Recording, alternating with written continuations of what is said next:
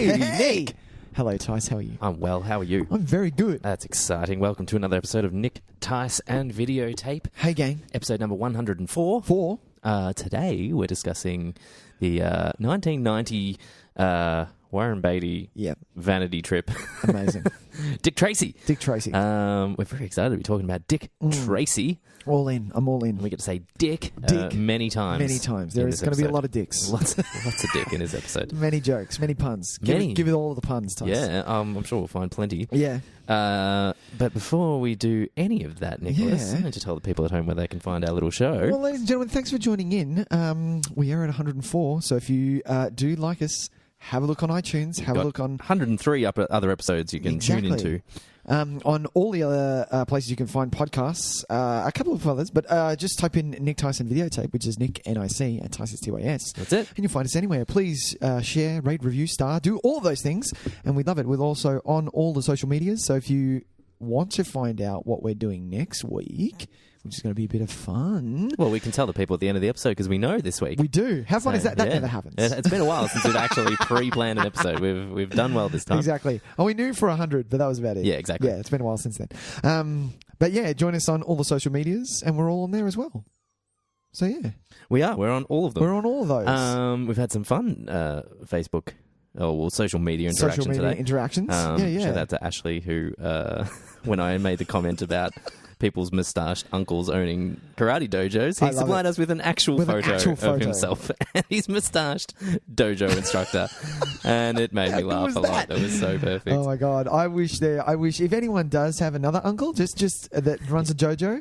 Please jump on. I want all the photos. We want all the photos of your moustached sensei. Especially your white, if it has like an 40-year-old moustached sensei. Especially if it has like an 80s dojo. Yes. Show us the dojo. And if you have no idea what we're talking about, last week you can find our episode on the Karate Kid. Yeah. Just jump on the stream. It's a very fun chat. So good. So good. Nick. Tys. Should we talk some trailers? Let's talk trailers. Everybody's talking trailers.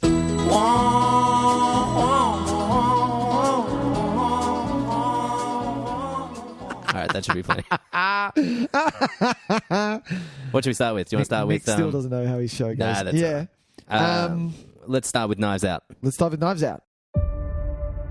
I'm Detective Lieutenant Elliot, and this is Trooper Wagner. We just want to ask a few questions. We understand the night of his demise, the family have gathered to celebrate your father's 85th birthday. How was it, by the way? The party? Pre my dad's death? Oh, it was great.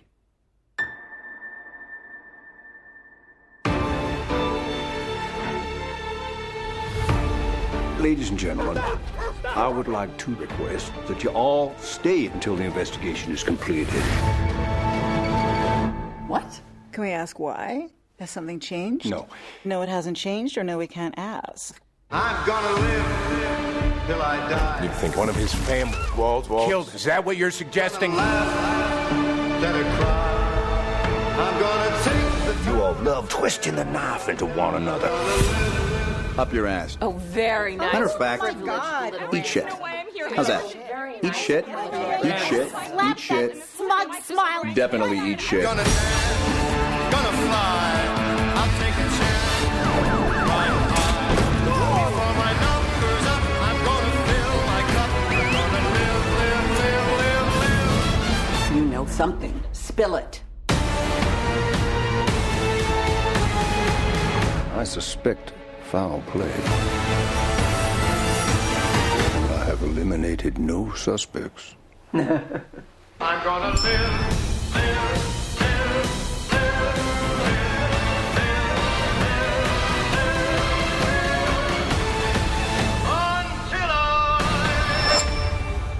It's a twisted web. We are not finished untangling it, not yet. What is this? CSI KFC? All right, so we have Rian Johnson back From Star Wars that's fame. it. He's had his stint of Star Wars. He basically had the internet do a giant turd on him.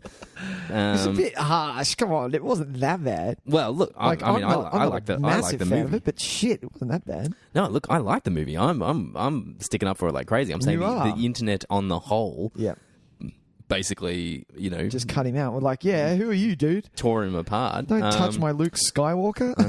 God. That's a pun as well, isn't it? I didn't think of that. That's so he's returning to normal filmmaking, I guess you could say. To what he knows best, and kind of riffing on what he's done sort of before with Brick, in that he's taken, when he took a kind of gangster noir film and inserted it into a high school. Yep. We now have him basically riffing on Agatha Christie. Yeah. In a contemporary setting, it feels kind of contemporary. A little bit, yeah. Yeah. A little bit of a Cluedo feel. Yeah, Clue it does feel a little bit like Clue. It certainly has a comedic edge to it, a little bit tongue-in-cheek. Yeah. But looks to be also at the same time maybe a riveting murder mystery. Yeah. With a lot of laughs to be had, it looks like. Though. A lot of laughs to be had. And you've got a stellar cast. This is a killer Good cast. Lord, man. No pun intended. Chris Evans, Daniel Craig, Michael Shannon, Jamie Lee Curtis, Toni Collette. The list goes on. It does. Christopher Plummer. Sorry. It actually does go on. My thing didn't roll. Don Johnson out of nowhere, man. Don Johnson. There's a dick reference. We can't just turn this episode into dick references. I love this. I love Dick Tracy. Frank Oz is in this thing. Is he really? Yeah. You got everyone, man. No way. Everyone. Yeah, look, this is very exciting. And I like that it's written by Rian Johnson as well. So I think he's an excellent writer. Yeah, I think he's a great writer. Look, as far as I'm concerned, he hasn't made a bad movie. So I'm very excited to see where he goes with this. There's a different genre. The House. I just want to say The House. Have you seen that Family Guy episode? And then there were fewer, or whatever it's called. The one where it's basically an Agatha Christie murder mystery. No, I haven't. I swear The House is the same house. It's the same house. Whatever house they modelled that off, it's exactly it. It's amazing. Yeah. How have we not known about this? Why wasn't this on our radar? No, it was. Did we talk about it? We mentioned it in our upcoming films, but we had no idea what it was about. Right. All we knew was a title and that it was Rian Johnson. Okay. And so now we've seen it. I like it. I think it's a great trailer. Yeah. It's funny. Daniel Craig's accent, I am not sold on yet. Yeah, I don't know what's going on there. And especially because he's the detective that's trying to solve the mystery. So he's going to be talking a lot. Yeah. And that southern thing he's doing? Is it a southern thing? It feels like, it feels like a real Oklahoma twang. Yeah. So I'm not sure yet. Or it could be like a New Orleans kind of thing, actually. We'll see. Can't wait. Bring it on. Yeah, no, Bring I'm very excited. Very excited. Yeah. What else can we say about this? I don't know. Out. We've got nothing. Yeah. Yeah. It looks great, though. Jamie Lee Curtis. I love Jamie Lee. I'll watch anything with Jamie Lee in it. I was really upset that the last Halloween... You know what I wanted from the last Halloween with Jamie Lee? I wanted, because they build it as her Sarah Connoring the shit out of Michael Myers. Sure, yeah. And what I got was they made her out to be a nutter. And sure, she's set up. She's got a house set up. She's ready to go. We didn't see like how we saw last week, like Rambo setting up his house with all these traps. No, she had a couple. And there was a floor thing. Spoilers for Halloween. But her family just treated her as a nutter. Yeah, I think we did talk about this when we were discussing it. Maybe in our year in review. Oh, maybe we did, yeah. We did kind of mention that was a disappointing...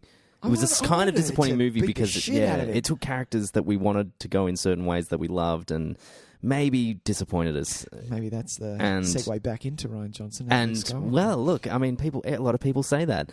I didn't feel that way. You liked it. I haven't haven't given it a second watch, so I need to, Having said that, I think there's on both sides of the argument. I don't want to be a hypocrite and say that it probably is a pretty accurate description of where Laurie Strode would be at that stage. Exactly. Look, it disappointed me because, I think I like Laurie Strode more in H2O, where she was there. H2O. Screaming it out, Michael. Is underrated. Man, I think we talked about this as well. Watch H2O again. It's surprisingly underrated. Yeah. I saw especially that after Stan, reflecting like, back. Oh man, reflecting back on it after watching the new one, only made me realize how much I liked H2O. Deceptively so. It was just kind of like it just went under the radar, just did its thing. And she was really effective. Even in H2O, she was still dealing with. I love that we're talking Anyway, even in H2O, she was dealing with it. She knocked back a couple of wines, you know. Yeah, there was a bit of alcohol problem. Yeah, she was living under a different name, all that kind of stuff. Exactly. I think that version of Laurie Strode felt a little bit more like the Hollywoodized 90s version of where the character would end up. Yeah. This version was yeah. Was it early 2000s? Or I want to say 98. You want to say 98? Yeah, because I reckon it was cashing in on screen. Damn you. How are you spot on every time, man? Whereas this one felt like a real kind of gritty post 9/11. I don't like saying that, but there's a big shift in the way movies represented. That's true. That's very true. Like trauma and stuff. Yeah, I need to say like post the Dark Knight, because everything got edgier after the Dark Knight. Yes, that's that's also a good signpost. Well, not the Dark Knight. Just say Batman Begins. And moving on. What else? Toni Collette. It's good to see Toni Collette. Toni Collette, yeah. Man, she was robbed. She was robbed at that Oscar. I don't get. Not even a nom. Not she even a nomination. Some of the stuff she did in that movie was just so good. I dare you to watch Hereditary and tell me that performance wasn't just insane. Blew you out of the water. It does. It absolutely does. And then you're getting Chris Evans. Chris Evans doing like it's back to that kind of. It's back to Johnny that. Storm. It is. It's Johnny Storm. It's the guy from Not Another Teen movie, Chris Evans. That cocky, he's hot guy. Like, he's so charming in those kind of roles. And yes, obviously we've had him Captain America-ing it up for a while. Yeah, 20 years. He's wonderful in that role. 10 years, sorry. Yeah. Let's dial it back a bit. But it's good to see him doing this again. It is, yeah. I think. Yeah. I'm a big fan. And Don Johnson, of course. Don Johnson getting some work, man. I really like Don Johnson. Getting some work. He pops up in he's popped up in random, kind of low-budget thrillers and dramas over the last couple of years. Like, you could feel that the wheel was turning for Don Johnson, and he was starting... Did they star Bruce Willis in it? No. He's managed to stay away from all that shit, which is amazing, because you'd think... That would be... That kind of be the easy way out. Yeah. He's actually kind of done it the hard way and stuck around and made actual good movies. Just really low-budget stuff that's not getting any kind of audience whatsoever. Who was he in Django? Oh, yeah, Django's a great example. Yeah, he was the... Didn't he work at Candyland? Did he? I don't remember. I need to watch Django again. I love Django. Django's great. Django's really good. Or was he the guy that owned the first... No, I think he. Where the what was the girlfriend's name? She had a great name too. Everyone has great names in that. Yeah, man. That's Quentin. Anyway, Dr. King Schultz. Yeah, maybe I think he was the operator of the first plantation. Oh yeah, maybe. Oh, I've forgotten. Big Daddy. His name was Big Daddy. Yeah, that sounds about right. Yeah. What was I going to say? I was going to say something. No, it's gone. All right. Well. Thumbs up for Knives Out. This is a good trailer. Knives Out, people. It's got me excited. Yeah. I think it's the kind of... Because I like these kind of movies. Like me too. I like there's not going to be a lot of CG in this film. No. It's going to be a lot of writing. It's going to be a good old-fashioned... We're going to stick to the script here, people. Adult drama. Exactly. With obviously some real kind of black comedy thrown in. And I'm all about that. That sounds really fun. Yeah. So let's watch. Let's watch it. Thumbs up. Thumbs up. Next trailer. What are we doing? I can't remember. What did we say? It's called Roland Emmerich, and it's called... Midway. Midway. That's the one.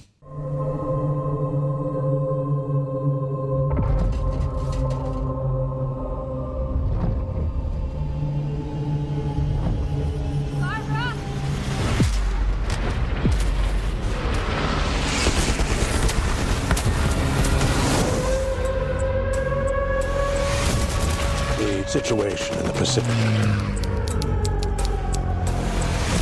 is far worse than reported. Pearl Harbor is the greatest intelligence failure in American history. Present first! The Japanese are planning something bigger.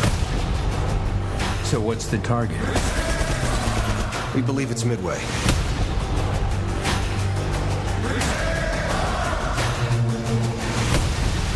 Washington disagrees. Washington is wrong. I don't know why I wanted to talk about this. I know why, because you're a massive Roland fan. So somehow I'm a massive Roland Emmerich fan, despite the fact that he has hysterical. directed maybe 2 movies that I liked. You liked. Hey, I love that you saw. Was it 2012 that you bagged the fucking shit out? Yeah. Was that? Did you bag that out on That was on Real Chat. Yeah, Real Chat 100th episode. Go check it out on the streams. Yeah. Good friend Adam Stolfo's show. Yep. Yeah. Bag the shit out of that. I love that. It ranks highly in my most hated movies of all time, only because I was so excited for it. Because really, you were excited only for because I like disaster movies. I really do, and it felt like the king of disaster movies was coming back to make the disaster movie to end all disaster movies. It had been a while since The Day After Tomorrow. Yeah. To come back strong. Which is a movie that I think I half like. So Look, I maybe liked Godzilla a little more than the next person. Sure. You know, I'd have to watch it again. Stargate, on the other hand. Stargate. Big thumbs up. Not bad. Big thumbs up. Yeah. Stargate's good. Independence Day's good. Universal Soldier. That's you. I like more than 2 movies. Yes. Dude, there you go. There you go. Oh, The Patriot, man. Yeah, I'm a Roland Emmerich fan. I told you. See? It snuck up on me. How funny is that? And you've seen Anonymous, haven't you? No, I haven't seen Anonymous. No. Okay. Yeah, see, there you go. Roland Emmerich. Well, what did you think about this trailer, Tyson? Because I'm not a fan of America telling the I feel America hasn't told the Pearl Harbor story the way that it actually happened. Sure. And yeah. Well, historical inaccuracies aside, we get that in a lot of things. I mean, it's very rare that we get both sides of the story. Yeah, I mean, that's true. Clint Eastwood had to do it in 2 totally separate movies because it's hard to balance that. Yeah. One movie that tries, and maybe not fantastically, but it tries. Is, do you remember We Were Soldiers? I do. Yeah. Mel Gibson? Yeah. Was that about Pearl Harbor? Was it? No, it's Vietnam, but it does a gives little the two bit from the other perspective. Sure. I can't remember if it's any good the way it does it, or if it's just kind of like, we hate the Vietnamese guys and look at them, they're all evil. Yeah. But they at least do spend some time there. I can't remember. Yeah, I feel like they did try to be at least a little bit kind of balanced. Because the movie Pearl Harbor by is it Jerry Bruckheimer, or is it? It's a Bruckheimer production, but it's Michael Bay. It's Bay, yeah. So it's a complete Michael Bay film. Like it is saluting this flag, and we got done by. And he finds a way to get a slow-mo American flag in fucking any movie he makes. So imagine in a war movie. 100%. He loves it. And it was look what they've done to us, and I'm like, well, this is retaliation. This is we did some pretty horrible shit to them too, people. 100% horrible. Yeah, well, I mean, so I think what's drawing me to this is that I like that it's a bit, like it gives Roland Emmerich a chance to play with a big visual style, without it having to be his usual shtick of like aliens mass destruction. Yeah. It's more grounded. That's why this might be good, because it's good, maybe. Because his strength has never been building strong characters and things like that. No. He kind of got lucky with Independence Day because of the charm of the cast that he had. And at the time, exactly. we hadn't seen CGI on a scale like that. Sure. Exactly. Whereas, we get Patrick Wilson and the dude from Deadpool, the bad guy from Deadpool. So I don't know if we're getting the highest caliber of performers here. Do you think he'll always be known as Francis from now on? I was about to say, what was his name? Francis. That's hilarious. Yeah, but I mean, having said that, I'm a sucker for like dogfights, man. Like, and some of these look fantastic. Oh, they did. That shot when they were 3 coming down, and they were just like normally when we see like a dogfight like that, a la Star Wars. Yeah, it's the aerodynamics is a little bit more unbelievable, so they can turn a little fast, and the plane or ship or whatever it is going to fall to pieces. Whereas this is like, if we sharp turn here, it's going to fall to pieces. So let's see what we can do. Yeah, and just it had a certain it just felt a little bit more tangible than some of the other things that we've seen recently. Yeah, exactly. It reminded me a little bit of like something like, remember that because it's a kind of an untapped thing in war movies. We've made a ton, like an absolute ton of like boots on the ground war movies. Yes. But we haven't done a lot of aerial dogfight battle stuff. Not since obviously they were pretty popular in the 50s and 60s. Yeah, and then there was obviously Top Gun in the 80s. Yeah, but see, even like that's, But you're not getting the dogfights that you're talking about. You're getting shots of the plane flying past and then boom, we got it, and it's a lot of cockpit shots. Yeah, and I'm sure there'll be a lot of... a lot of volleyball. Oh, shit. This is going to be a fun episode. I'm telling you. This is golden podcasting right here. No, yes, so you are right. I think that's what, I think you just put your finger on it. I think you put your finger on what I'm talking about. Yeah. Is that, yes, we tend to get very fast because it's always been... We don't get a lot of World War II, kind of those old school... dogfights where we can see those old school planes. We get a lot of like super jet kind of things where it's just and you have to fly past, and then you're like, oh yeah, cool, I know where we are, and lots of tracking radar. shots of radars and things, and exactly stealth. We get the movie Stealth. Basically, we get the is what I'm talking about. So this is I'm kind of seen Stealth? I've seen parts of Stealth. I do not need to see any more of Stealth. I need to see Stealth. Oh, God. Stealth. Do you remember this? You remember this from JB Hi-Fi days? No, wait. It wins an Academy Award for one of the best. Really? No. Oh. Ray. So Jamie Foxx wins an Academy Award, and then his next movie is Stealth. Do you remember from JB Hi-Fi days where no matter what time of year it was, what day it was, you had at least 40 copies of Stealth on DVD because no one bought Stealth. Who's getting Stealth? Ever. You'd get a box and it would be 20 copies of Stealth. How is this more Stealth? I just sent back 40 copies of Stealth because we couldn't sell them for $4. Yeah. What are we doing now? And they're like, oh, it's part of the 2 for $20. And I'm like, you're kidding, aren't you? Yeah. The other one that was like that was, and I know, I like the movie, I know that you hate it, was Machete. The other one was like, oh, it can't have more Machete. Are you kidding? No one's buying this thing. There's a reason that it's a B-grade movie. Yeah. Give it out for 50 cents. People will take it. Maybe they'll take it off your hands. Sure. Yeah. What's this movie called? Midway. What's it called? Midway. The Battle of Midway. Oh, right. Okay. Yeah. So there is a movie from the 50s called Midway. 40s or 50s called Midway, which I haven't seen. Classic section. Yeah, exactly. I just know. Yeah, I know it from the titles, and I know. Yeah, I can visualize the DVD cover in my head. This I'm interested in this.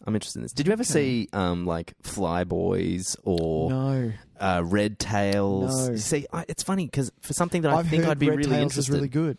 I've heard people like Red Tails. That's the Hemsworth one, isn't it? No. What am I thinking of? I don't know which one you're thinking of. Red Tails is the one about the African American fighter pilots.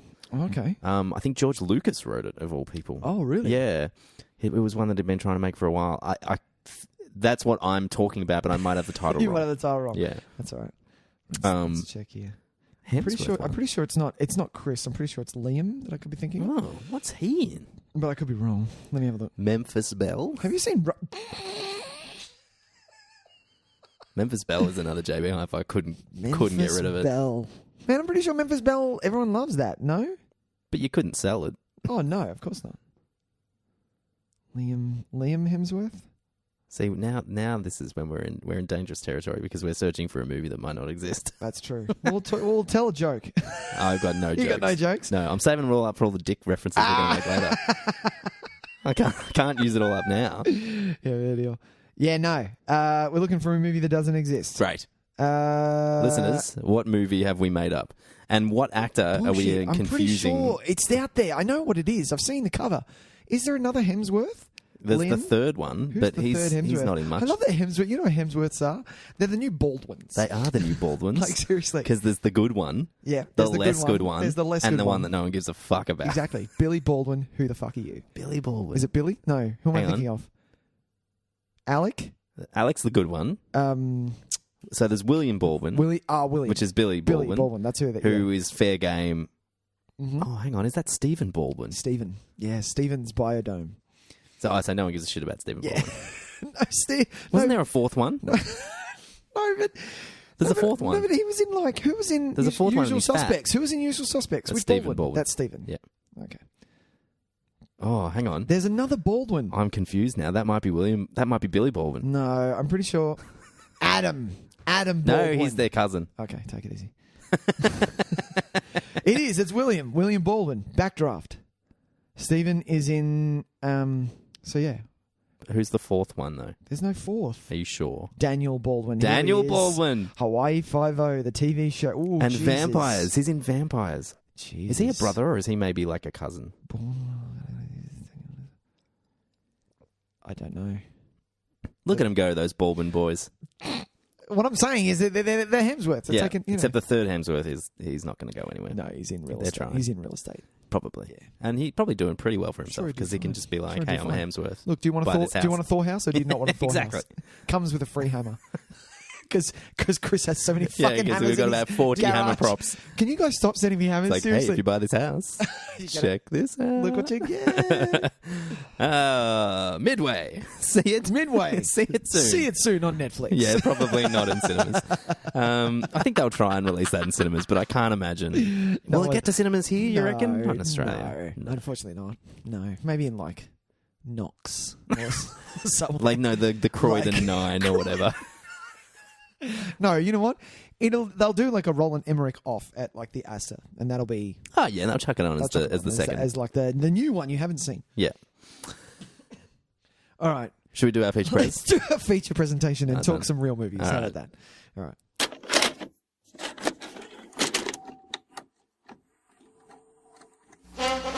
And now for our feature presentation.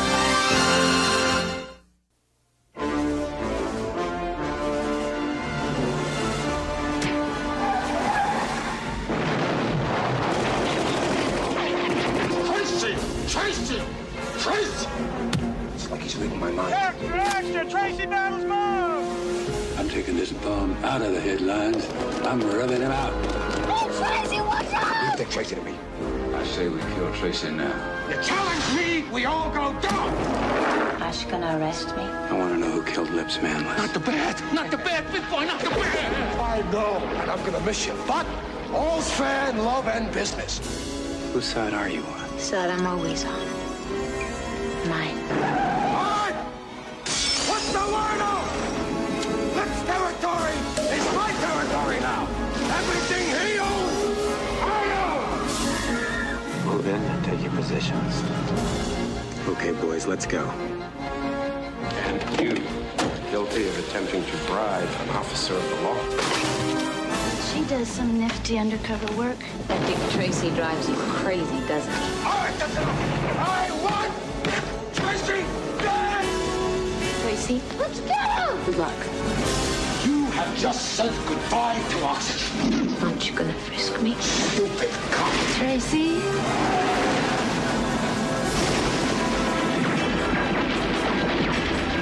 Warren Beatty is Dick Tracy.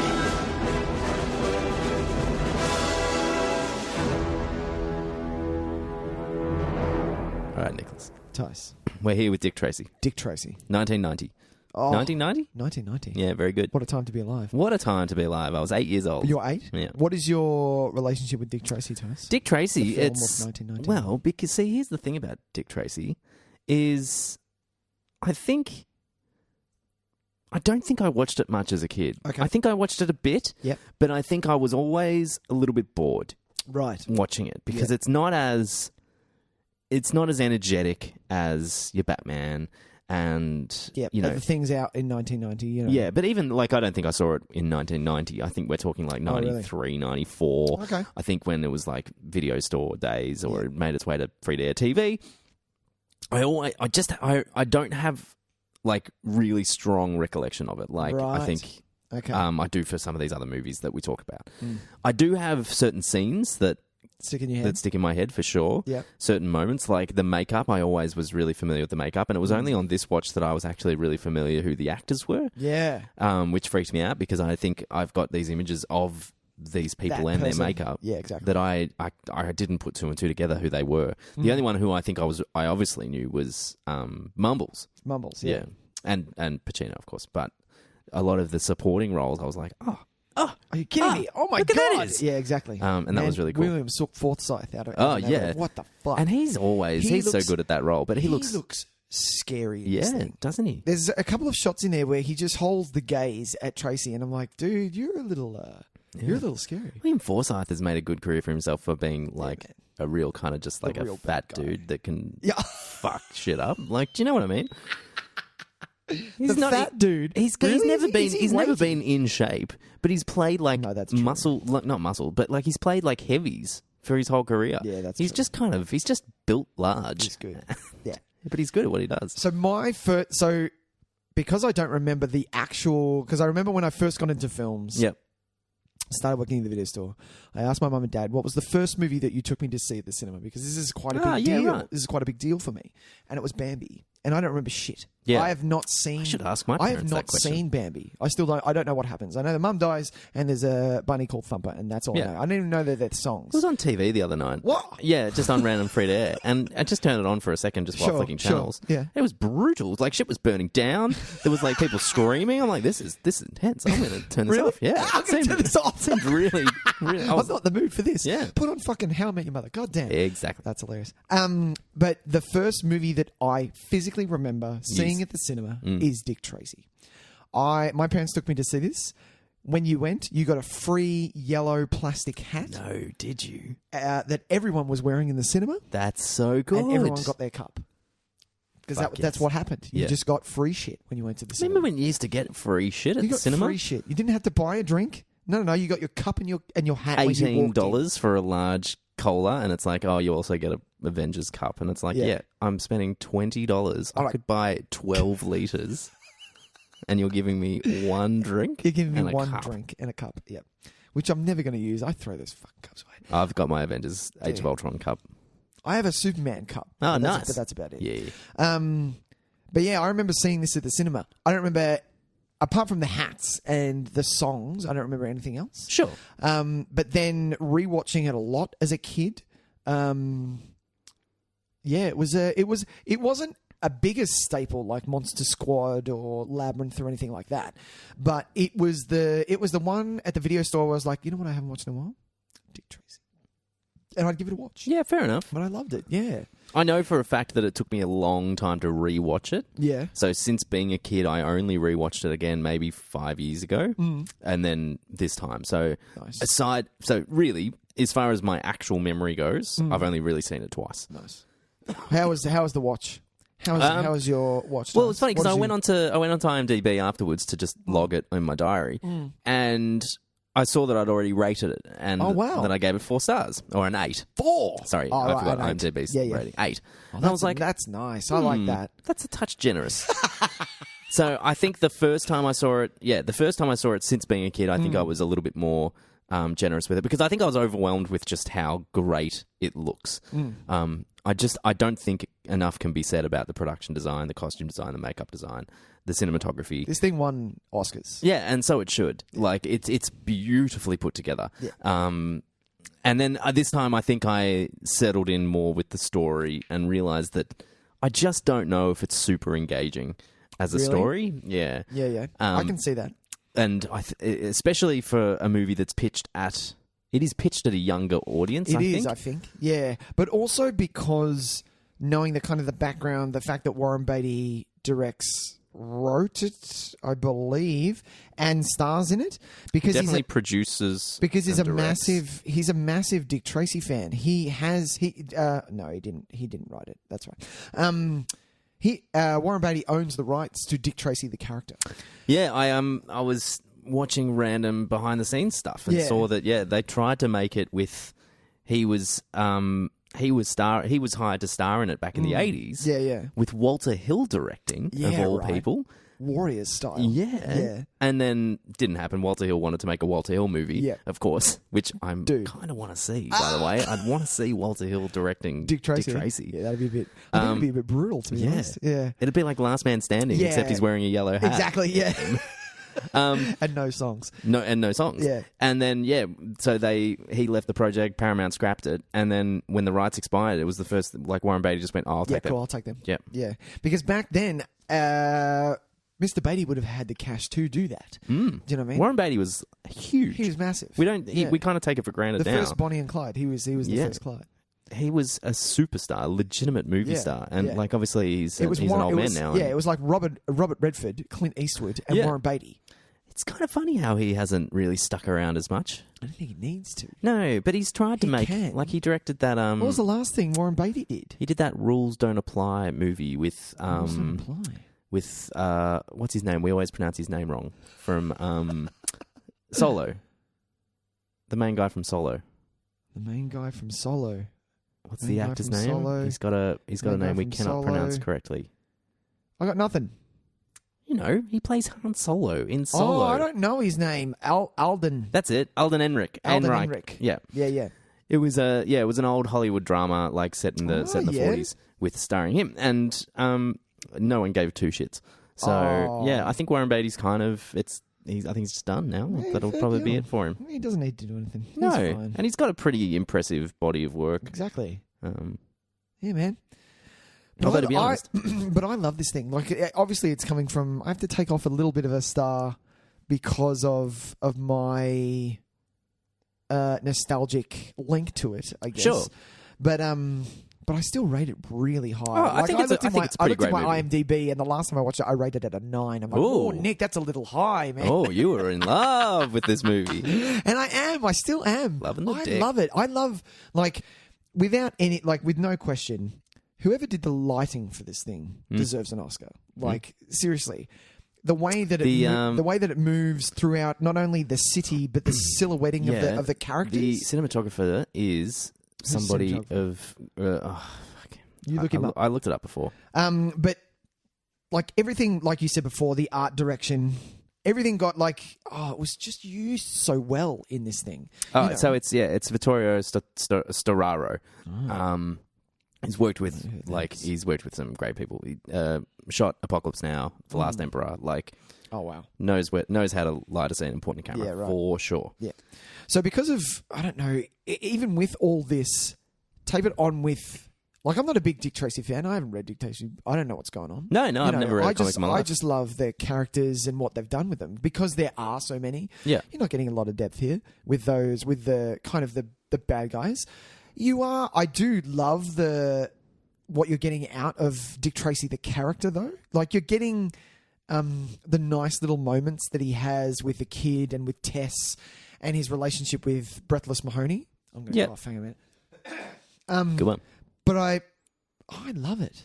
I really love this. Yeah, movie. I get what you're saying, and I do agree to a certain extent.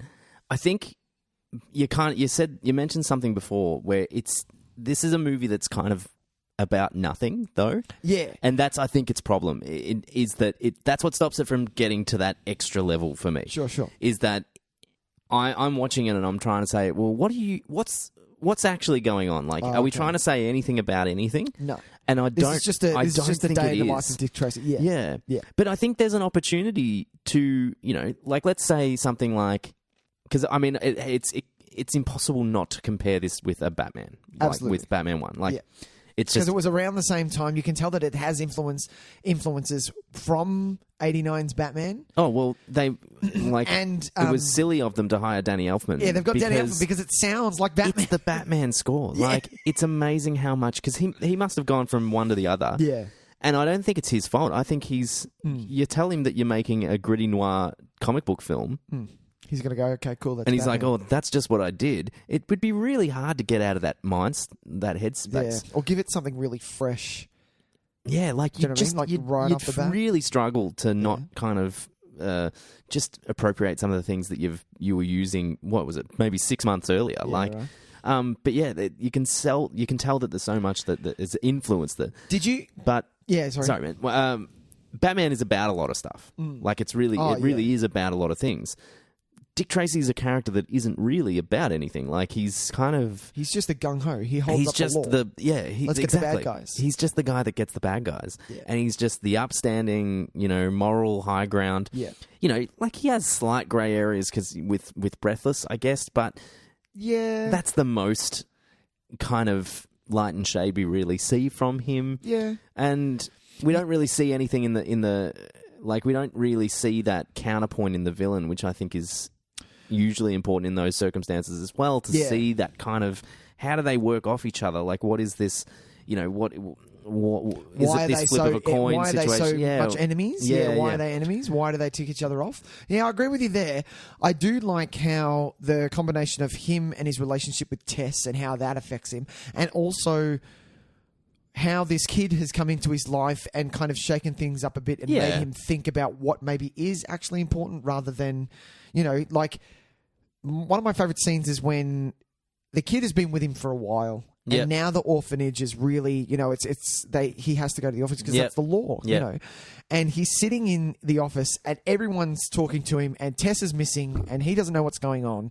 And he stares at this kid and this kid is just staring straight back at him. He's like, and it's just a beautiful moment. So little moments like that happen between him, Tess, and the kid, I find really cool.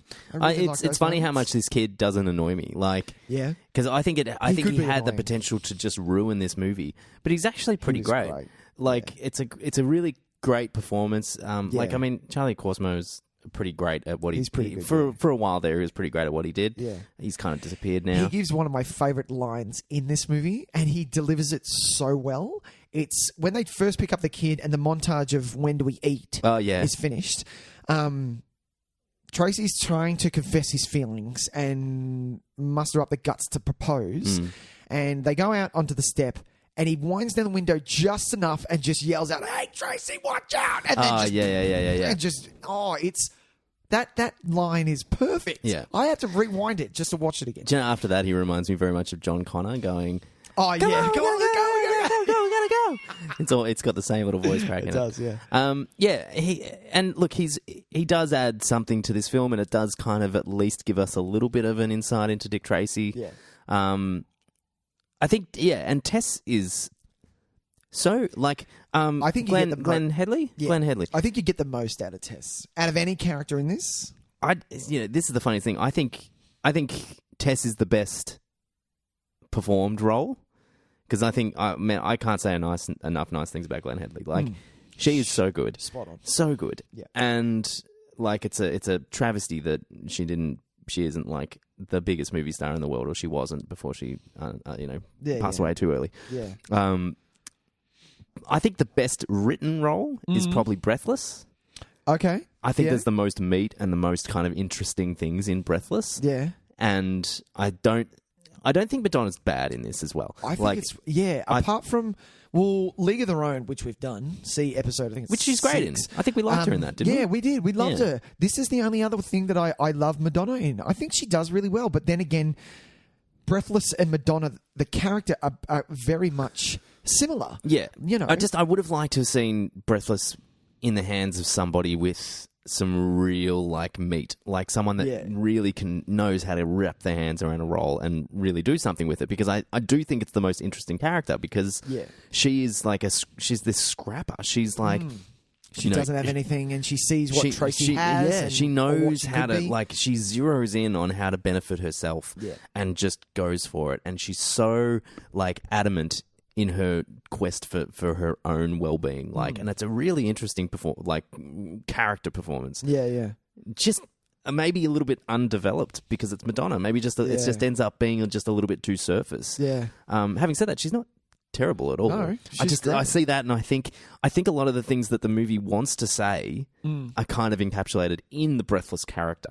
This, it's not all glitz and glamour. It's that the era is painted in this way. There's this heroic noir detective, and everything's going to be, gee, kid, it's all swell. I think that's why I love it. Sorry, keep going. Yeah, but Breathless kind of is the antithesis of that a little bit. It's that, like, no, it kind of sucks. You know what I mean? Yeah. So maybe she's the femme fatale that realizes that what she's living isn't the best. Isn't the fairy tale? Yeah, exactly. Yeah. And she presents herself as this flawless kind of being who's actually really kind of not great at all, and really kind of destructive and. So there's some interesting stuff in there, and it's just which is why she does the no face, thing. Yeah, exactly. Knowing that she is whatever, blank face, no face, whatever. Is that, do they actually call him No Face? I think the character is No Face. Yeah. Okay, because No Face was actually a character in the comics. Oh, right. I didn't realize. Yeah. Sure. when you know that, it becomes when it's the reveal, it becomes pretty. No, not in the reveal. Oh, you're talking about watching on a second it while watch. knowing it. Sure. It's really interesting how much they don't try and hide it. No. It's one of those kind of like because you're thinking clear about, as day, but you just can't see it things. No.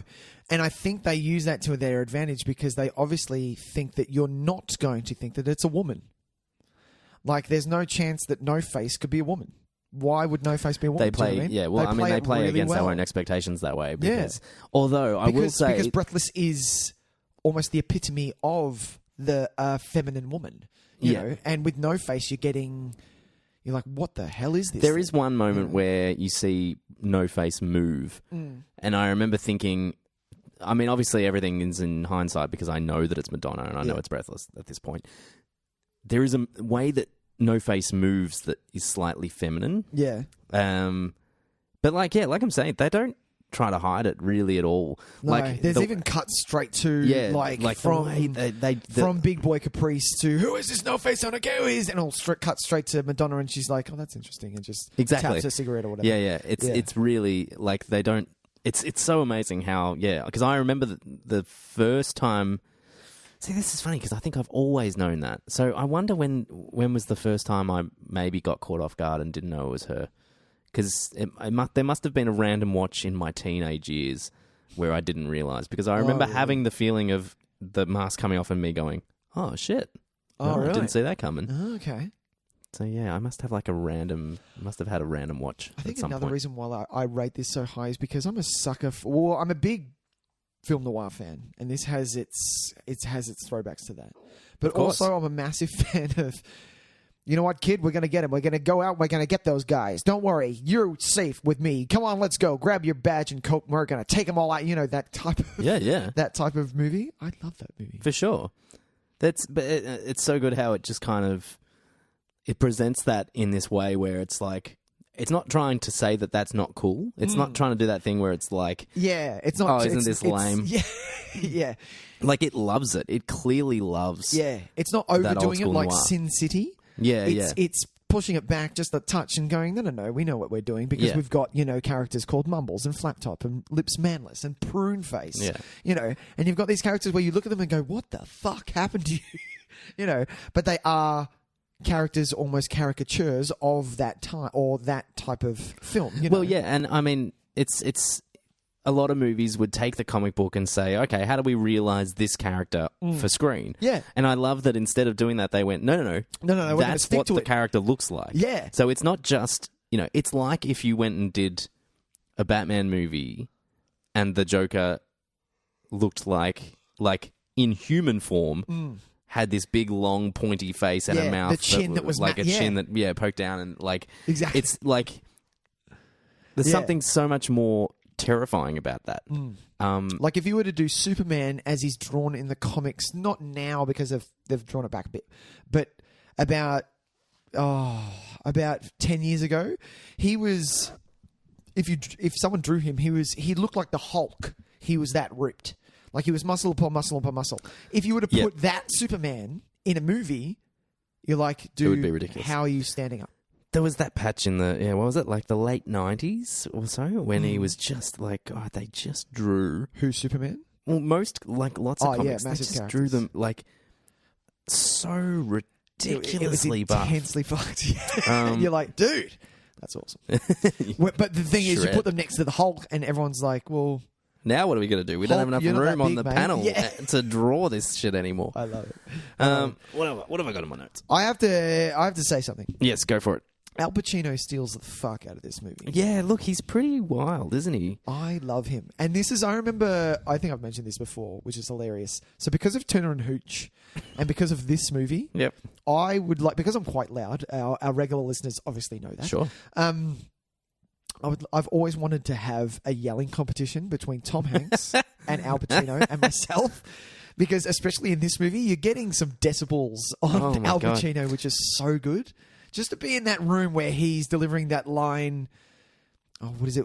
He just yells and then flips the table. Oh, yeah. Full on, man. It's it's fun to see a character, a performance from an actor like Pacino that is so just ridiculous. Yeah. And look, we know Pacino is capable of this. He became kind of like a parody of himself.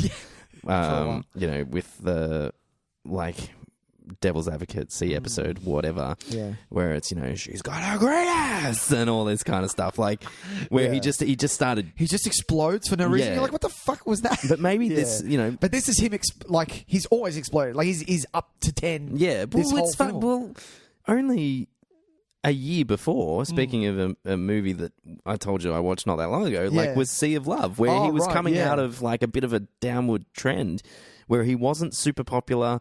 He was kind of, you know, wasn't really bringing in big bucks, and Sea of Love kind of started turning around. Then we got Scent of a Woman with all the hoo-ahs. So this is kind of right bang in the middle. This might be the start of Pacino yell acting. Oh, it it's the might be. start. Like, really going for it. Yeah, because it worked for him and everyone reacted to it. He's like, he got an Oscar nomination. He's like, oh, is this how you act? Oh, Is this what you do? Maybe I should keep this. I'm just going to in yell the back pocket. I'm just going to bring randomly out yell at Big shit. Boy Caprice every now and then. Exactly. I tell you what, what I could do without is that really long sequence where he's dancing with the girls. That is one of my favourite scenes. Are you kidding me? I don't need it. What are you talking about? Yeah, give it to me. No, wrong. Do it again. Do it again. Boss, we've been up for 14 hours. I don't get. Yeah, you see. This is the question I ask. Is there anything that give it to me that couldn't be told in a quarter of the time that scene takes? I loved it. I feel like it's one of those things where I feel like they've kind of like, well, we paid for this fucking song. We've got to get it in. Exactly. Yeah. So not Pacino only that, you're just giving a Pacino performance, not only from Pacino, but a Madonna. Like, it's so good because it's half-assed. Yeah. She's been doing it for, 9 hours now, the same song. She's had enough. She wants to go home. And she's getting this new boss just slapping her around and going, come on, let's give it. It's so good. I love it. I love it.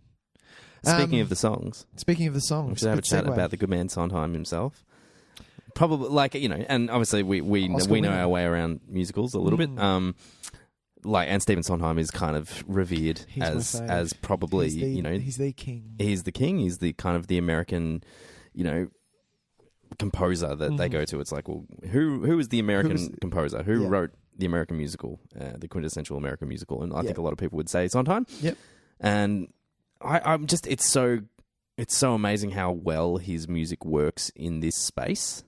Just slots in. Like, it really does. And it's funny because you don't often think that would be the case for him. Because he can be a bit, impenetrable for a listener sometimes. Sure. Because he can be really, the way he writes can be quite distancing from an audience member. It's not hummable tunes, basically. I'm going the long way around of saying that. But in this circumstance, for some reason, it just gels so perfectly. Having friends perform Sondheim, I know that it's not. If you are to take on a role that is in a Sondheim play, be it Into the Woods or Sweeney or whatever it is, it's not an easy task to sing his music at all. So this is, I feel, him showing how good a writer he is because his music, these songs just slip into this movie so well. Yeah, it's the context, and it also made me realize that how much I'm desperate for Sondheim to write a 1920s gangster musical. I'm just write something, man. Don't just sit. He's not young. No, I don't. Yeah, right. He's not young. He's the R.R. Martin, George R. Martin of the fucking musical world. Seriously, you listen to write something, man. Don't leave us hanging here. I always get upset when. No, that's fair. That's fair. Because what was the last thing Stephen Sondheim did? Don't tell me it was this. No, it definitely wasn't. It was. I want to say Bounce. Was that him? Oh, I don't know. What was the last Stephen Sondheim musical? People, I know there's musical listeners. What are you screaming at me? I know someone's screaming something. Yeah. But yeah, you listen to a song like Sooner or Later, and it's destined to belong in a dirty, gungy jazz hall. Exactly. Like, it can't exist anywhere else, and it's so perfect. Like, so nice. It's really kind of amazing that he was able to just go. Bounce was 2003. Yeah, that is the last thing. I was right because they renamed it Roadshow and re-released it in 2008. 2003, man, that was years ago. Come on. Yeah, Sooner or Later, man. Like, is Sooner or Later is the best song. Sooner or Later?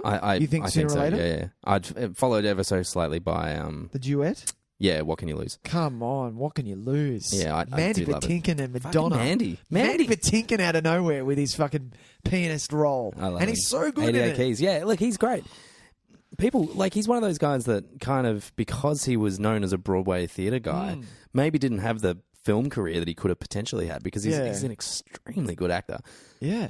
And he's great in this role. He's really awesome. Yeah. He actually is the way he performs that song really kind of speaks to like a unrequited love for Breathless, that I think is really kind of gives him a little bit of depth, explains his motivations later. Yeah. It's really a great little it kind of, because it feels like a little bit of a. But how good is that for some time to put that in like that? Like, I don't reckon it's Warren Beatty coming in and going, "Oh, that's a really good song. How about we have 88 Keys sing it to?" I'd love to know. I'd love to know how much input Beatty had, or the writers had, into what they wanted the songs to be. Because I get the feeling they probably didn't have a huge amount. Yeah, because I know that Al Pacino came in and went, "Okay, cool. Look, if I'm going to do this, do you mind if I just rewrite this whole character?" Because Big Boy Caprice is actually massively fat in the comics, and I didn't know that. But he changed it into something more palpable. So because Pacino is not that tall, he went, "Cool. What I'll make him is a small little gangster, who's yells and is feisty as hell." Yeah, I read that. He changed the makeup. And made it his own. Yeah, which is good. It is good. Yeah. Because I think it's an effective physical performance for him. I like his little hunch and everything. Like, it's a weird, really weird physical presence. So good. Yeah. Oscar nom, didn't win though. No, Pesci. Goodfellas? For Goodfellas. I would assume so. That was 90, wasn't it? Yeah, fair deal. Yeah. Do you know what I love in this movie also? The blink and you'll miss them actors that are in this thing. Oh, yeah, for sure. I've got 4 here. Okay. Number 1, Kathy Bates. See, Academy Award winning. Where is Kathy Bates? Kathy Bates is it a typographer? Oh, of course it is. That's yes. her. I was looking at that woman being like, and you're like, who the hell are you? I know who that is. So this is the pool that Warren Beatty has. Yeah. Right.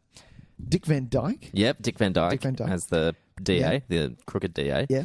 James Caan. James Caan is the other mob boss. Gets blown up in a car. And then the mob bosses that are sitting at that table, there's only one female. Oh yeah, and that's Catherine O'Hara. Oh, no way! And you don't see her face. You barely see her face. And wow, that's her. Yeah, that's wild. How good is that? That's so good. Blink and you'll miss them. Yeah, I'm sure there's tons that I'm forgetting, but yeah, those are the ones that stand out for me. Yeah, of course. Well, I mean, Dustin really. He's got a fair amount of lines. Like Catherine O'Hara has no. Oh, she has one line, I think. Yeah, right. That's funny. Yeah.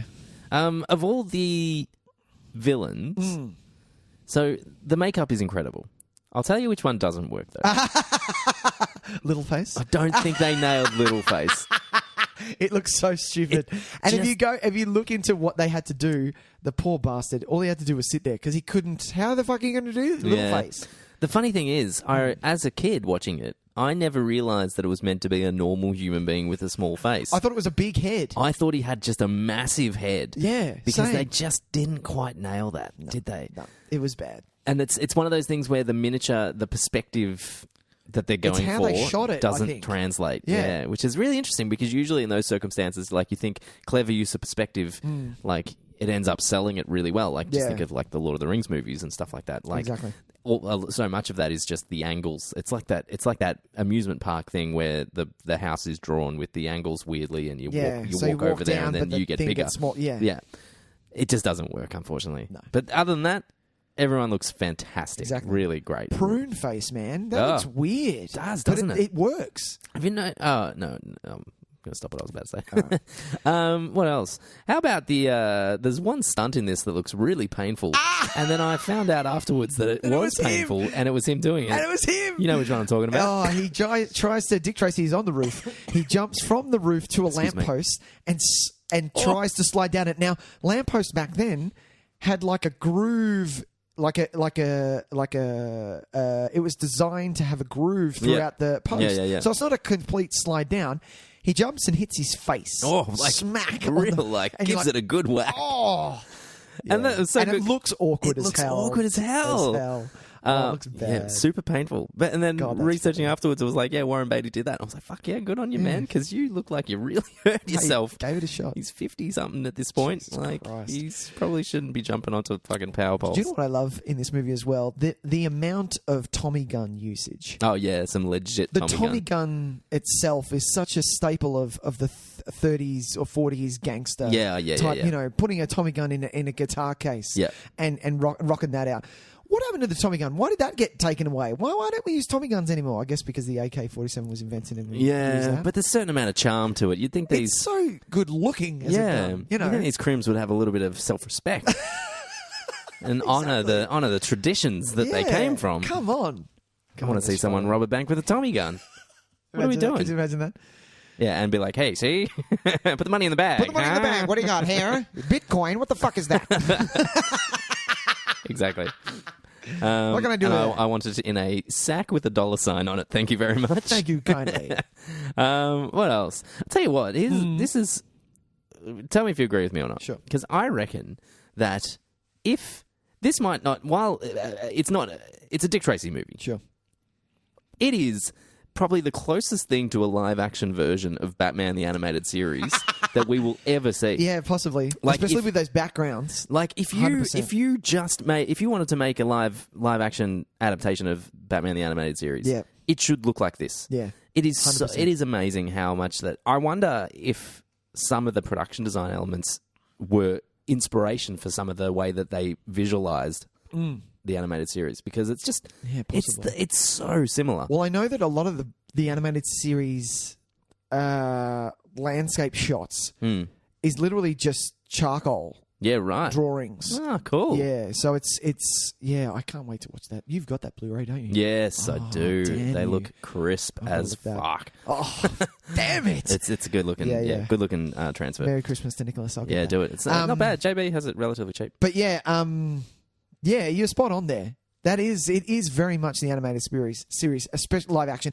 especially with Danny Elfman in the background. Well, and that's what adds to it, because you hear, because obviously the animated series basically they just riffed on the Batman theme that Elfman had written, and it just has that. This is how I imagine 30s noir to feel like, and it's actually it's not because I've seen a lot of old noir films, because I haven't. It's because of Batman the Animated Series and Dick Tracy. That's how I visualize gangster noir. Yeah. It's a little bit more action-y, but yeah. And so it's so funny how those two things, which are now that I've had the chance to see them kind of in close succession, how similar they are, but how much they've informed my imagination when it comes to that era. When it comes to that, yeah, it's really wild. You know what I do love about this as well, which did you get bored during this at any point? I wouldn't say I get bored. Yeah. I can be distracted by it because I think it lacks a certain amount of energy and momentum. Because apart from, I think, 4 scenes, everything else is quick, fast cuts. You're not getting a lot of... The camera is not very stagnant. It's fast cuts, and you may not need the scene. Like if you start off when Tess and Dick are seeing the opera, and... it's a picture of him, and he's got his walkie-talkie watch, which is so fucking cool back in the day. Oh, yeah. Walkie-talkie watch. He says, I'll be there in a second. He leaves. He goes, Tess, don't worry, I'll be back. I want to see how it ends. Goes, sees that someone's been murdered. Someone's shot on the wall. Dick Tracy died, or whatever it says. And then he comes back to the opera. You don't need any of those small little scenes of him coming back in, but it does, and it works. And it's funny because it's funny that you mention that, because it's the illusion that the movie creates really nicely, because the camera actually doesn't move very much. I was watching a behind the scenes thing. Cuts, man. It's cut really effectively. Yeah. I was reading a thing because of the use of how much matte painting they used, which looked fantastic, by the way. Its use of miniatures and its use of matte paintings is fucking top notch in this. Yeah. Those landscapes look so beautiful. So good. But because of that, because basically every exterior was using a matte painting, they couldn't move the camera too much, because that reveals... Because you would know it was a painting. Yeah, that reveals it. Yeah. And so they had to that's why there's so many split diopter shots, because they would set up the camera, and in order to get movement within the camera, they would have to they would use two different sources of movement. Yep. Which creates the illusion of what you're talking about, which I found fascinating, because as I was watching it, I didn't realize that. It did feel, I feel like there is a lack of narrative momentum to it, to a degree, and I think that might be where I kind of don't zone out, but it just kind of... You've got nothing to bite onto. Yeah, really. It just rolls along at a pretty kind of steady pace, basically. Yeah. Even on the lead up to the finale, I don't feel like that there's this real kind of push of momentum. Like, it's not the speeding train to the finale. It just kind of plods its way there. Yeah. Not that that's necessarily a bad thing. Plod is probably not the greatest word for it. It's a brisk walk. But yeah, exactly. But going back afterwards and reading that's how they did it, and they even, because of how often they relied on the matte paintings, they thought it would be too jarring to use dramatic camera movements in the other scenes, so they tried to do the movement in the blocking and in the actors as much as possible, and let the camera just kind of sit, which I found really entertaining. Such a great movie. Come on. Oh, I think on a technical level, I'm going to leave my 9. I'm going to leave the 9. Oh, you're going back to the 9? Am I going to leave the 9? I think as far as a technical movie goes, it's like unbelievable. Like, it really is fantastic. I think its problems lie in the ending is the lacking part. But do you know what? I kind of give it its due, because it really just is another episode of almost like a Dick Tracy or like a Batman. Yeah. You know what I mean? Like, the villain even puts Tess on like a rotary thing that's going to squash her. Like, classic. Train tracks classic type mustache style. twirling villain move. Yeah. I like it. Old school. Yeah. God, it's so good. Yeah, you're right. But yeah, like, you're not getting anything in the end. He wins the day, and he keeps aside from the fact going that it's clear that they shoved every single villain into it that they could. Yeah, it does feel just like a serial episode. It's like the stakes are relatively low. Yeah, there's a lot of montages. A lot of montages. I wrote the word montage in my notes. Yeah, there's a lot of montages, which is fine until like the last one, when you go, okay. No, it's kind of the second one. The last one's really good, because the last one is Madonna singing, and you're getting is it? Yeah, but is it? I feel like that they do the same one twice, because it's after Dick Tracy gets arrested, and there's a montage of Big Boy, which is more the song, basically just living large and getting all the money. Yeah, I felt like they did that one already. Didn't they already do a Big Boy? No, that was the previous one. You're right, but what you're thinking of, the difference is that Big Boy is losing. Oh, right. So they did do the same montage. So that's the Dick Tracy's taking him down montage. So there's a Dick Tracy taking him down, and then there's a Big Boy getting all the cash and robbing everyone. Yeah. And the next one... Well, there's the When Do We Eat montage. When Do We Eat montage. And then there's the Dick Tracy, everything's fallen apart. Yep. Kid is at the orphanage. That's right. Tess is away. Yep. And it's is that what the song, What Would You... Yeah, What Can You Lose? What Can You Lose? Yep. Yeah. Which I think that's my favourite montage. Yeah. 4 montages. We're getting all Rocky 4 up in this joint. More. There's one earlier than that, though, isn't there? There's one before all that. Oh, where they get early the kid. in the film. Yeah. So there's a kid one where they're introducing the kid to... Oh, no, that's When We Eat. That's When Can We Eat? When Do We Eat? When Do We Eat? I feel like there might be one more. Okay. But yeah. Nice. I love a good montage. Who doesn't? Are you kidding me? Even Rocky had a montage. Very good. Well, Nick, I don't have much else to say about Dick Tracy. I think everyone should see it. I don't know where you'll see it, because you can't borrow my DVD. Look, it's really hard to find at the moment, unless you have a Foxtel. Oh, Foxtel. Do people have If you have Foxtel, get rid of it. Yeah. There's no reason for Foxtel. Do us all a favour and send Murdoch to bankruptcy, Please, for God's sake. That's not going to happen. But no, just cut off your Foxtel. But yeah, it's really hard to track down at the moment. So if you've got your old DVD copy, or if you've got a Blu-ray copy, if you've got a Blu-ray copy, hey, a Blu-ray's pretty cheap. Give me a call. What? Yeah, not to plug JB Hi-Fi too much, but it's part of the 2 for $20 at the moment. It did just pop up when I was doing a bit of online shopping. I like it. But yeah, so it's funny how, like, it's one of those movies that it's just kind of disappeared a little bit. Yeah. People don't really think about it very much, because it was a cultural phenomenon. Really was. Like, huge, man.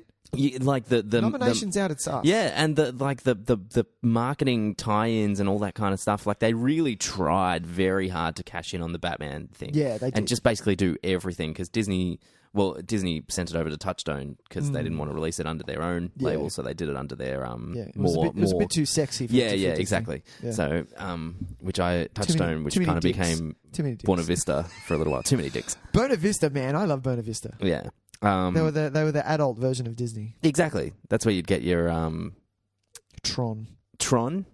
I believe The Rock was a Buena Vista. Oh, The Rock. Yeah. Let's do The Rock soon. Yeah, that's a great idea. Fuck, that's a good one. Yeah. But otherwise, like, it's worth tracking down again, especially because, I mean, I'm fairly certain a lot of people probably haven't seen it, to be honest. Yeah. I like a couple of guys at work said, "What are you doing this week?" I said, "Dick Tracy." One guy said, "Oh, I love that movie." Everyone else was like, "What? Yeah. What is that?" I feel like because it doesn't get a mention anymore. Like, it never pops up in any kind of like best comic book adaptations of all time lists. See? Nobody really pays it any mind, even though really from a production design standpoint, it really is an incredible translation from a comic book to film. Yeah. Like it's the color palette that you mentioned Sin City before, I think is kind of telling, is that it was doing what Sin City did. Yeah. In the 90s. When CG didn't fucking exist. Like 15 years earlier. Yeah. Well, it did exist. It did exist. Yeah, but obviously it was a very different thing. But this is talk about like comic book pages coming to life. Yeah, exactly. That's this thing. Exactly. So yeah, it's definitely worth the watch. Do you know what I love about Dick Tracy as a character as well? He's not like a ninja. He's not anything like. It's haymaker punches. Like, oh yeah, like one of my favorite montages where he knocks out 5 guys, just one punch. Big swing. How's when he decks Big Boy at the end and he's laying into him. Yeah, it's awesome. And it's full punches. Yeah, and they do that really great thing where the last punch is just a silhouette and you see Big Boy just fucking flop to the ground and then Dick Tracy walks back into frame and I was like, that's cool. Yeah, I like that. It was good. Yeah. Wow. Dick Tracy. Dick there Tracy.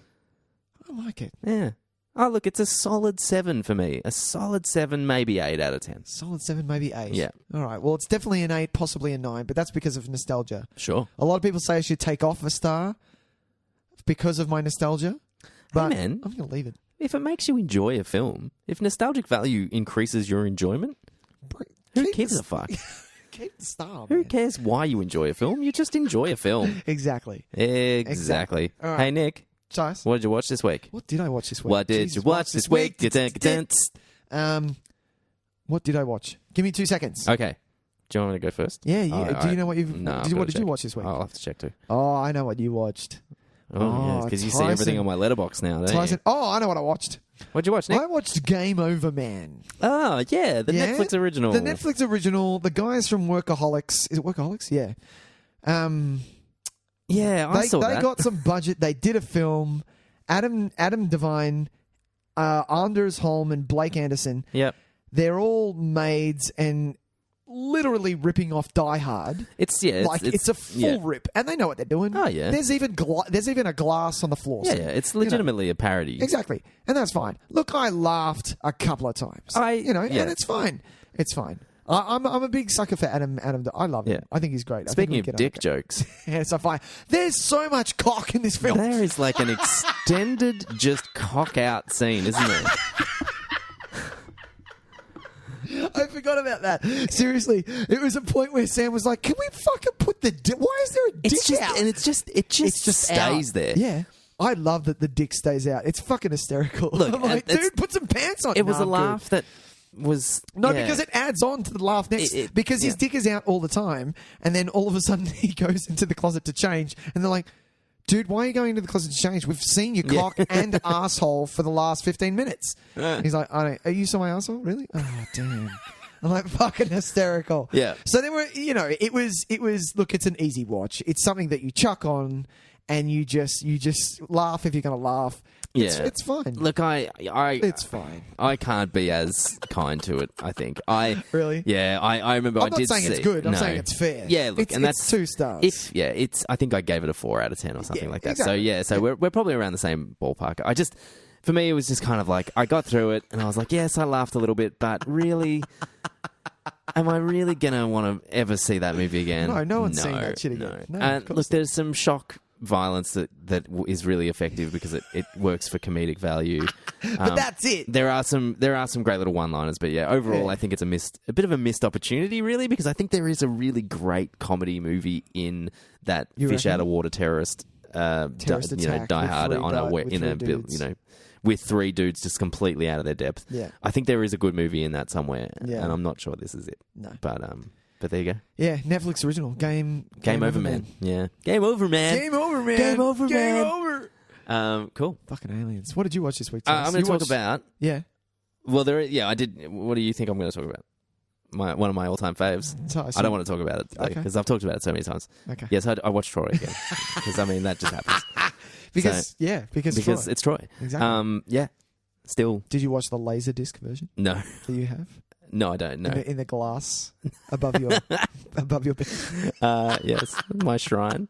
No, I just watched the extended director's cut on DVD. Nice. That I have. Not on Blu-ray.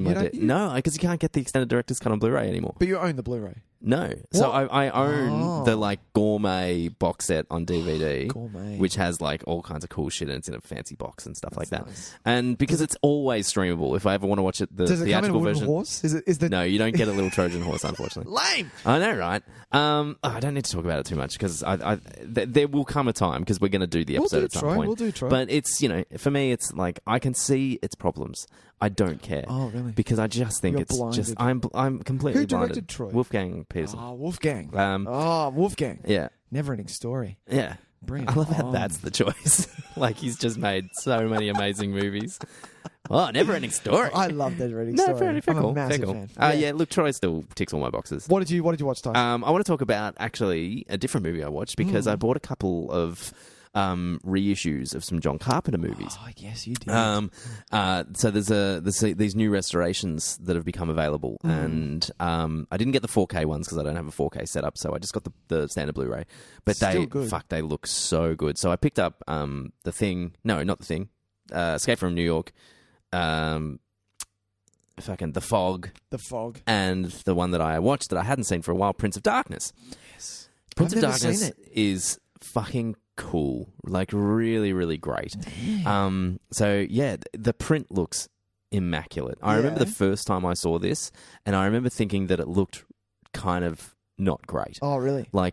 And watching it now, it feels like a movie that was made yesterday. This restoration is something else.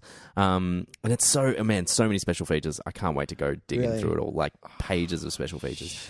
Anyway, Prince of Darkness is a really interesting movie. It kind of it tries to suggest that the idea of evil is a scientific kind of entity, right? That has been hidden from the world for many years, and instead of it being it's like a green goo, basically. Yeah, and it's like the embodiment of evil.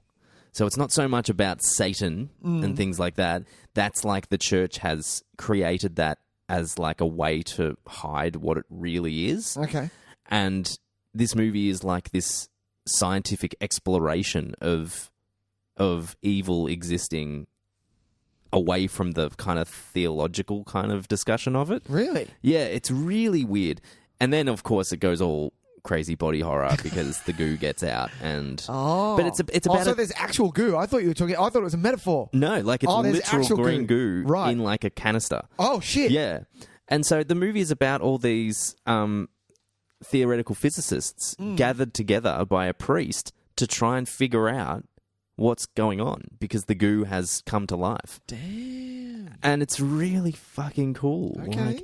Kind of lots of discussions, lots of conversations about theoretical physics, which some of it goes way over my head. Other stuff kind of just lingers at the forefront, and I want to understand it better, and I'm struggling to. I'll Google it later. Exactly. Yeah, I know that it's kind of cool anyway, and I'm that's kind of deep, man. Yeah, exactly. Yeah. But and then when shit hits the fan, it fucking hits the fan. It's crazy, man. I need to see it. It's really fun. I haven't seen a lot of Carpenter. Well, I'm making my way through the gaps. I'd seen Prince of Darkness before. Okay. But I hadn't. When was the last really time you remember watched Prince of Darkness? like years ago. Yeah. But I'm filling my gaps in my John Carpenter. I've only got a few left. Now, which is cool. But yeah, it's really fun, and kind of all his films that I've seen, the most kind of like what's the word I'm trying to think of? He's got such good... It's the most depressing. Like, it's the most kind of like... Really? It feels really kind of... like, the apocalyptic vision of it all feels very... like, gets under your skin. Makes you feel really kind of like... it's worthless. Like, there's a real desperation to it that's just like, oh, man, like...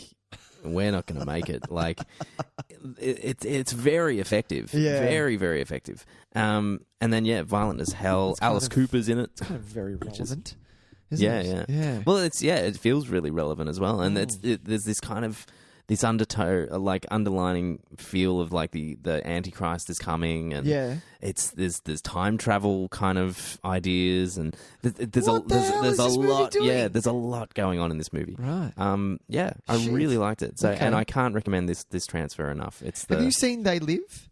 Yeah. Right. Yeah. Is that good as well?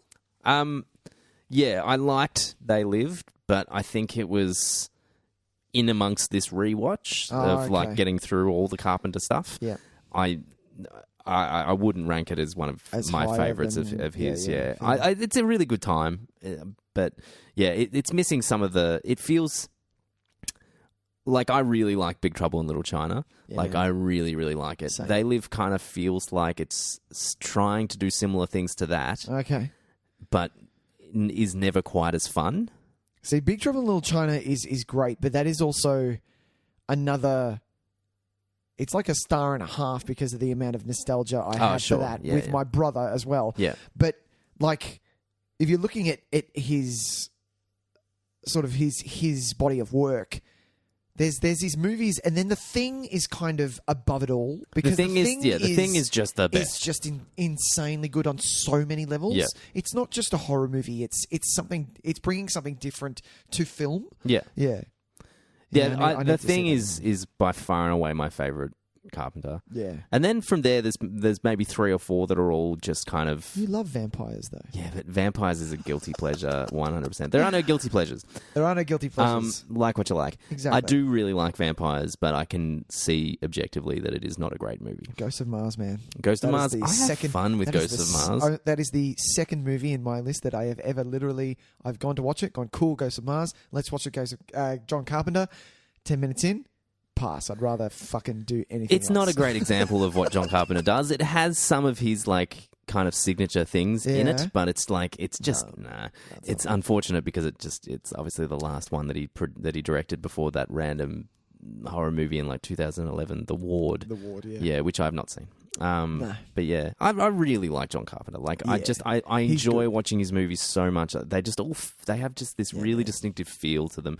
And even if it is not a great film or maybe not as effective as some of the other ones, you still have a good There's just something really fun about watching a John Carpenter movie. He just knows how to tick my boxes. Oh. That sounds a bit. I like it. In an episode called Dick Tracy. Ticking boxes is my boxes. Tickling my boxes? Oh, yeah. Maybe? Oh, tickling. Sure. A bit of a box tickle? All right. Shall we? Oh, yeah, let's do it. For the first time since, I think, our 100th episode. In a while, Jesus. All right, let's hit it. Crossing the Times! Let's do it. What do you got? Well, I was actually going to, just because it just got added to Netflix, which I'm not sure if it's been there for a while or if it's disappeared, come back, whatever. Yeah. But it's a bit of a throwback to an earlier episode of ours. Yeah. Which is episode number 22. And so if you want to go back into the archives, holy shit, check out an old episode. You can also watch on Netflix. You can watch Parenthood, Ron Howard's 1989. I want to say Parenthood, man. Yeah, family comedy drama. Just kind of like a series of vignettes, I guess, of family life. Yeah, a few dick jokes in there. A few, yeah. That was an electric air cleaner. A really great movie. You can hear me and Jemima Bucknell, a good friend of the show, talk about that film in episode number 22. There's just so much great stuff in it. Steve Martin, it's one of my favourite Steve Martin performances because this is the Steve Martin that I love. It's when he's not full ridiculous Steve Martin. Yeah. He's relatable, but he's still just got this wonderful sense of humour and this wonderful comic delivery.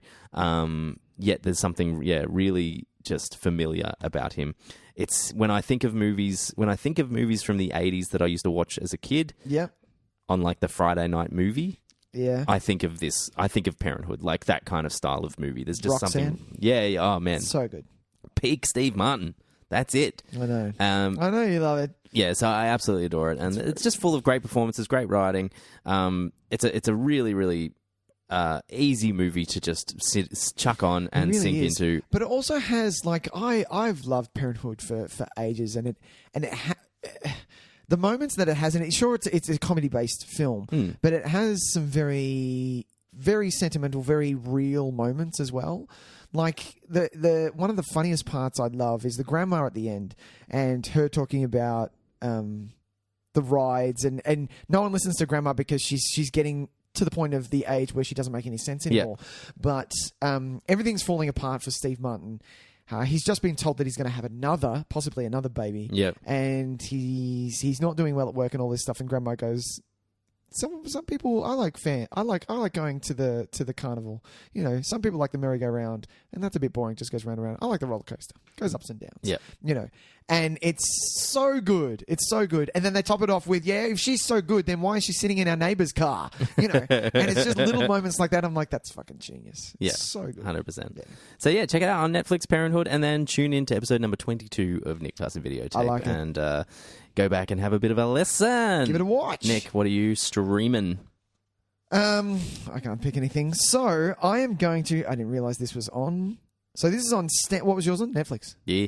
Mine's on Stan. Stan the man. Just got added. Yeah. Because we were talking about him. I'm going to tell everyone, if you haven't seen The Neverending Story, to watch The Neverending Story. Nice. There you go. So there's a throwback to the 80s. Like, it was...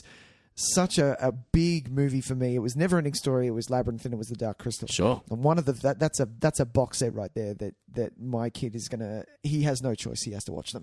Yeah. But this movie, like, it took fantasy for me. This was one of the first fantasy films that I had as a kid. Like, there were dragons, and there was a wolf thing, and there was the nothing, and there was, there was a childlike empress, and there was all these magical things. It was such a magic movie for me. Yeah. Like in this movie, watching, you believe that wishes could come true and all of that stuff. Like, it was such for sure. a beautiful movie. It is. And it also kind of pushed my buttons as far as like fear went as well. And massively. Like it really took me to the edge of what I was kind of capable of as a kid of that age. Yeah. To be able to withstand. Like it was the most scared I could be without like watching a horror movie.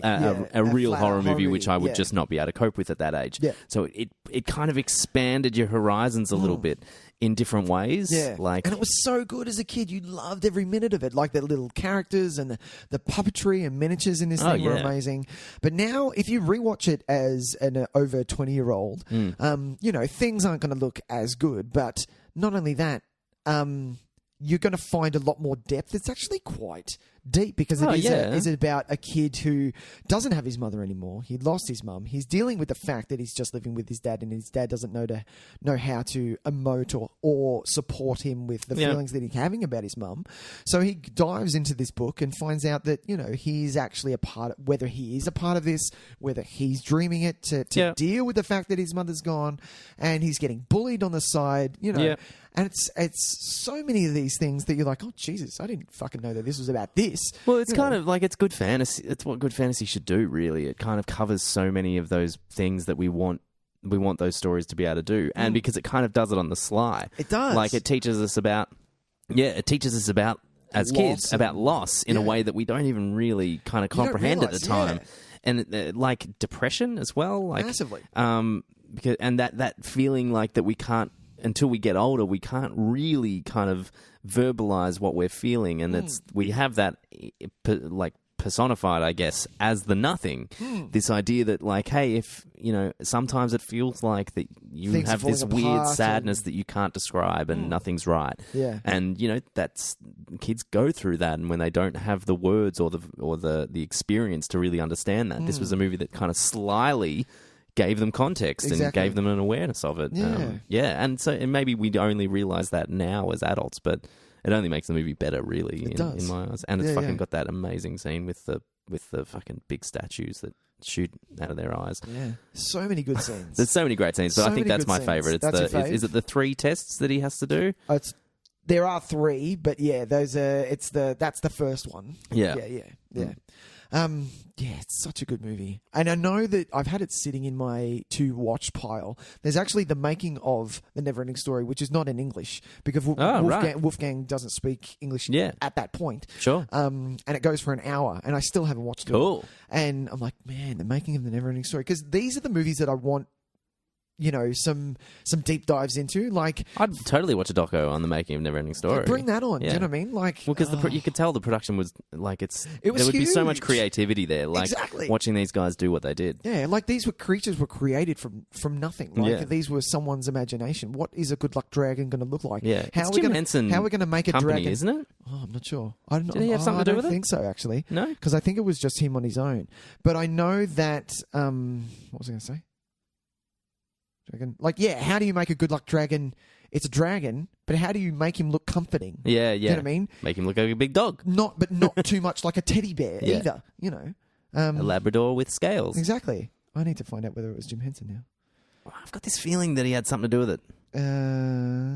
Maybe the creature design, maybe? Maybe? I don't know. No? I could just be completely I could just be... Could be wrong? Because I might be visualising the cover to like Dark Crystal or Labyrinth or something. What would you say? Art director? No, there might be a special design, credit. Costume, makeup production, special effects. No. Don't know. There you go. Neverending Story. It's on Stan. On Stan. And it's got one of the catchiest songs ever. What's that? By Lamar.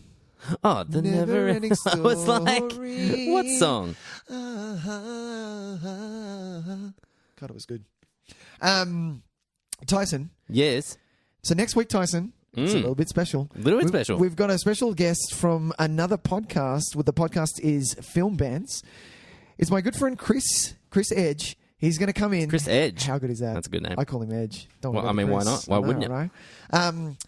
He's a lovely gentleman from New Zealand. He's going to be joining us. We're going to be talking about Spider-Man, Sam Raimi style. Topical. I know. Look at us go. Keeping up with the trends. Keeping up with the mad trends. So we're talking, it's the first of the Sam Raimi. The first where kind of superhero movies came back into the fold. And we were like, wow. I have not seen this for a very long time. Me too. I've got a feeling I'm not going to like it very much. Oh, come on! I've just got a feeling. That's all right. I know. My man Edge rates this very high. So, and I think I'm sitting in the middle. So this will be a fun podcast. Yeah, all right, nice. Yeah. So, Edge will be joining us. He's from Film Bands. That'll be fun. That'll be next week, and we'll go from there. Nice, sounds good. Sounds fun. Hey, Nick, tell the people at home where they can find our show again. Well, thank you for joining us on our Dick Tracy Adventures.